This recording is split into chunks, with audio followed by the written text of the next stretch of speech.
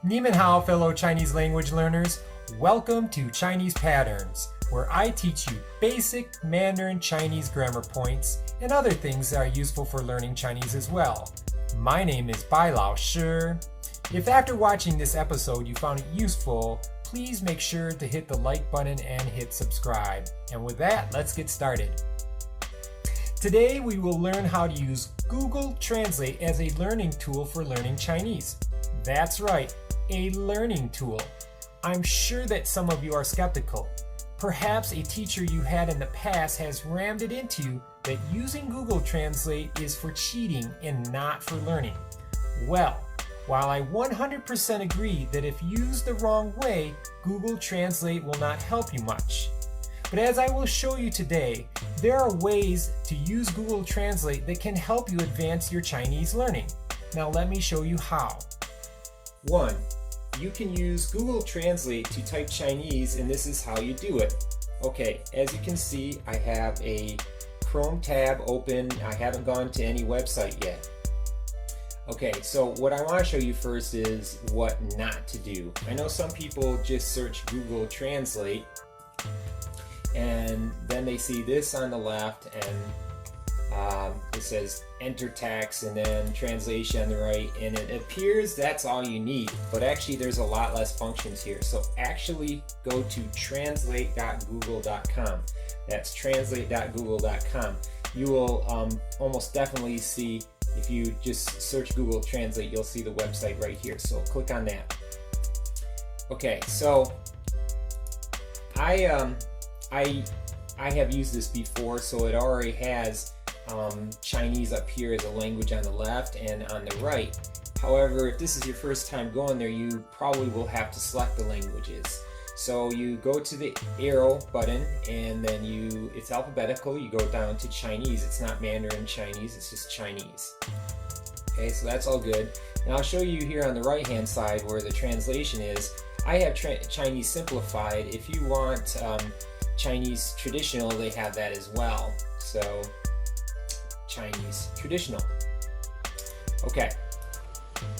Now, for this on the left side, we want Chinese, and it doesn't matter much, but we're going to leave English on the other side because it'll be useful for what I want to do later. Now, to type Chinese, you come down here. It says it's in the lower right-hand corner of the left side box. You press the little arrow, and then it gives you different options. Okay, so the two options that I use are the top one and the bottom one, and I overwhelmingly use the top one, but the bottom one has uses as well. Now that's not to say that these others aren't useful, it's just that I don't use them, and I think most people would probably use the pinyin one at the top. So we're going to select that. Now this little, what that is the pin in pinyin. If it is highlighted or darker, maybe I should say darker, it'll type. I just clicked on it and that made it light. It'll still type but not type Chinese. So if you want to type Chinese, make sure that is highlighted or dark, however you want to say it. And then you just start typing pinyin. Don't worry about the tones, just type the letters. Voila. So at this point we have a choice. We can type one or we can hit space. I think space is easier, so I'll do that.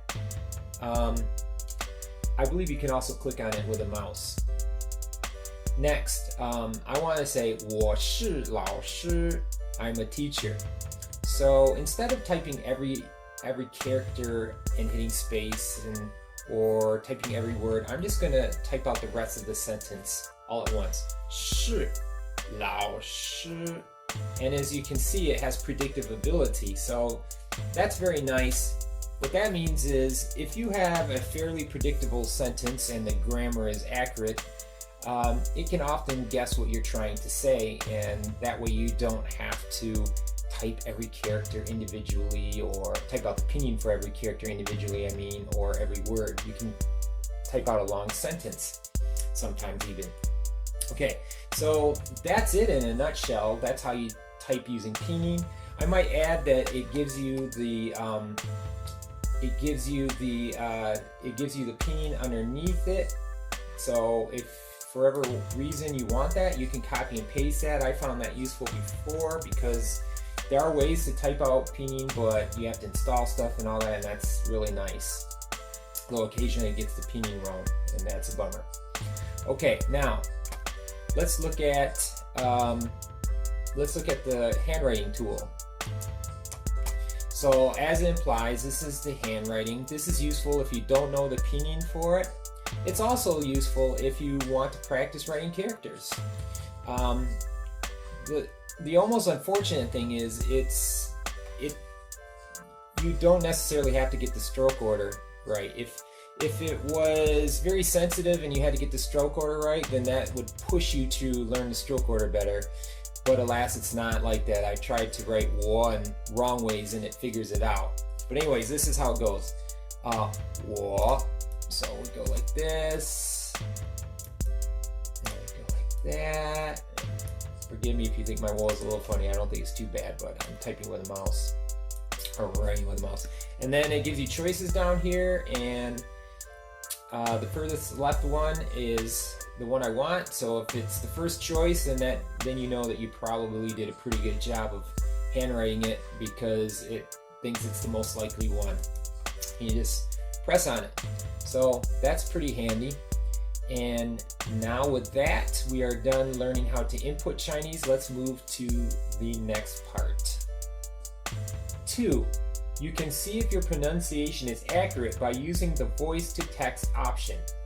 Okay, so previously we obviously learned how to type Chinese or use the handwriting function to input Chinese. Let's input using our voice, which has the benefit of being able to see if we are speaking Chinese somewhat accurately, because if the computer understands what we're saying, then likely we are at least in the ballpark. Okay, so how do we do this? On the left hand side, where it says detect language, go down, you see the microphone, you just press that, start speaking Chinese. When you're done, you press it again. So here we go. 我是老师. Okay, so I know it's correct. It's a success because I see the characters are 我是老师. I can see the pinyin says 我是老师. I look on the right and the translation side, it says I'm a teacher. Bingo, I got it. Okay, so I gotta say though that this actually is a little bit forgiving. For example, watch this. I'll do it all in first tone, which tones are important. If I say it all in first tone, I'm not saying the sentence correctly. But let's see what happens. 我是老师. Haha, I sound kind of like a robot when I say that. But anyways, you notice it still got the right answer. So it's a little forgiving. This is not the sort of thing that's going to it's not the sort of thing that you can totally rely on to fine-tune your Chinese pronunciation. You can't at all, as you can see. But if you're in the beginning stages and you really are not sure you're even close to saying things right, this can help you out, okay? But don't let it give you a false sense of security. Just because it understands what you're saying doesn't actually mean that your pronunciation is spot on. 3. Google Translate allows you to listen to how texts sound. Okay, so picture this situation. You have some text, you know what it means, or maybe you don't even know what it means, but for whatever reason, you want to know how to say it. You're not sure how the pronunciation goes. Well, Google Translate can help you with that. So right here, we still have 我是老师. Okay, now if you press the listen button down here, you can hear it. 我是老师. Okay, so admittedly, it's a little robotic sounding because it isn't a human, but it is fairly accurate and you can hear it. Now, if you press it again, there's a little bit of a change. 我是老师. It slows it down. It sounds a little silly, but you can hear it at a slower speed. Press it again. 我是老师. It's back to the faster speed. So that's often useful, like if you're like, I understand what I'm seeing, but I'm not sure how it sounds, you can do that. You can even put in longer text and listen to it. Again, it's robotic and some people have a problem with that, but it can be useful. Depends on who you are. Fourth, Google Translate can be used to do some rudimentary proofreading. This is definitely not always accurate, but it can be a useful tool. Now, I alluded to this function earlier when I said, hey, look, over here I type 我是老师, and over here it says I'm a teacher. So since I plan to say I'm a teacher in Chinese, we can be somewhat confident if the right-hand side says in English what I want to say, that it is an accurate Chinese sentence. Now, let's look at this situation though. Let's say that I type in, whoops, we'll put this back onto typing. Okay, so let's look over here. Let's look at this situation. Let's say instead of saying 我是老师, I said 我是老师. So I don't know if you heard that, but I said something differently. I accidentally typed this instead. Okay, so it sounds similar. This is 老师, and that means something like to be sincere. But I wanted to say 老师, but because I'm not familiar with the characters I'm looking at, I can't tell that it's wrong. But then you look over to the right and it says I am honest. That is not what I wanted to communicate at all. So after typing the Chinese and then looking at the English translation on the right, if they're totally different, it's worth investigating to see if you made an error. Sometimes Google Translate just screws up. You know, like I said, this is not a perfect method.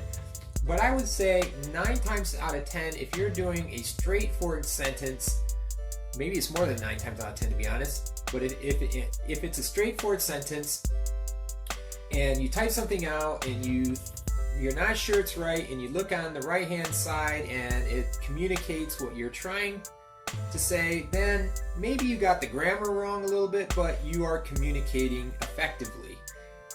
On the other hand, if you type something out and you're not sure if it's right and then you look on the right hand side at the translation and it's way off, at that point you should probably start investigating to see if you did something wrong. And that's it in a nutshell. And with that, those are the ways that I see Google Translate as being useful for learners. Now let's briefly talk about how it isn't useful for learning Chinese. 1. Google Translate, while getting better all the time at translating, is still very imperfect. The more complicated the text, the less accurate the translation will be. While sometimes the gist of the meaning will be there, the grammar will likely be cringeworthy. Even simple texts are commonly messed up. 2. And hopefully this goes without saying, but if Google Translate translates for you, you haven't done any Chinese practice. If you haven't done any practicing, your Chinese hasn't improved. I'm guessing these 2 reasons are not revelations to you, but they are something that we should remind ourselves about on our road to learning Chinese. After all, sometimes the convenience of using Google Translate is sometimes hard to resist. And with that, we are finished. I hope this episode on how to use Google Translate to learn Chinese was useful. If you liked this video and or found it useful, please press the like button below and hit subscribe. Thank you, 谢谢, and please come again. Until next time, 下次再见.